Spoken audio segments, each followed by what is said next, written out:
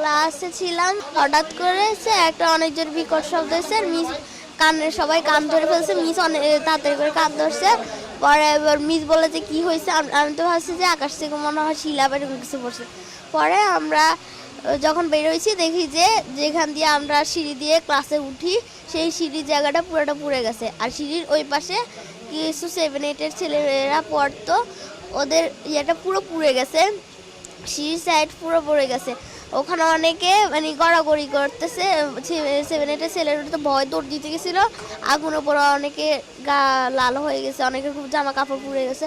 তারা মাটিতে শুয়ে শুয়ে গড়াগড়ি করতেছে। আমাদের লর্ড মিস বলতেছে যে তো আমরা সিঁড়ির দিকে দৌড় দিতে। আমরা ভাবছি যে মিস যেটা বলছে এটাই ঠিক। আমরা সিঁড়ির দিকে দৌড় দিছি। মিস বলছে আগুন নিভে গেছে, ধোঁয়া উঠতেছে। আমরা ওখানে গেছি, গ্যাস ছড়ে দিছিল। পরে মিসে একজনের গায়ে পড়ে গেছে। আবার একটা